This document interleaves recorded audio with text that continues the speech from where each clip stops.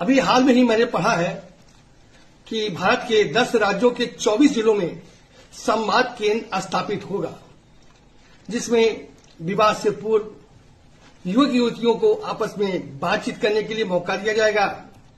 उनको समाज में कैसे रहना है, क्या क्या जिम्मेदारी है, इसे अवगत कराया जाएगा। इस केंद्र का नाम है तेरे मेरे सपने।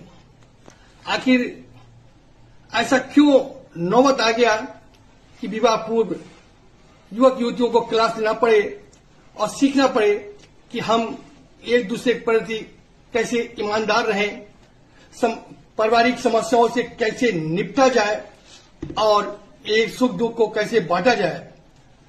हुआ यह है कि विगत 40 सालों में देखा गया है, 40 साल पूर्व तो कम उम्र में विवाह होता था, जिसके साथ विवाह होता था लड़कियां उसके साथ एडजस्ट करके जीवन अपना पूरा कर लेती थी, दुख दर्द सब सह लेती थी।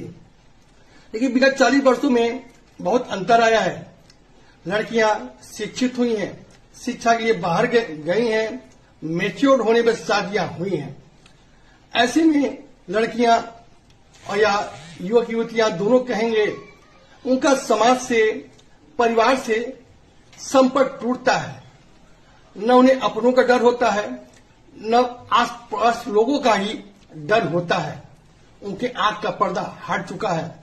देखने में आता है कि व्यक्तिगत फायदे के लिए, इच्छा के लिए युवतियां अपने पति की हत्या कर दे रही हैं, मार करके ड्रम में डाल दे रही हैं और शादी विवाह सुहागरात करने के लिए बाहर जाती हैं, हनीमून पे जाती हैं, वहां पति की हत्या कर देती हैं। ऐसा इसलिए आया है कि लड़कियां पहले से मैच्योर्ड है और बहुत सी लड़कियां बाहर रहने के कारण दूसरों के संपर्क में आकर के या प्रेम के मोह माया में पड़ करके मायाजाल में फंस करके भी ऐसा काम कर लेती है, मैच्योरिटी आती है और वो अपने व्यक्तिगत सुख के लिए परिवार का परित्याग कर देती हैं। देखा गया कि 4-4, 5 बच्चों की माताएं, 4-4, 5 बच्चों के पिता भी विवाह संबंध तोड़ करके दूसरे शादी करते हैं। ऐसे में अभी समय आ गया है, अनुराचार भी कहते हैं कि बच्चों की शादी कम उम्र में किया जाए, ताकि वो मैच्योरिटी से पहले अपने आप को, जहां से शादी हो रही है वहां पे के माहौल से अपने आप को एडजस्ट कर लें। अर्थात ये जो शिक्षा दी जा रही है ये बहुत बड़ा योगदान नहीं साबित करेगी, क्योंकि घर ही हमारा यूनिवर्सिटी है।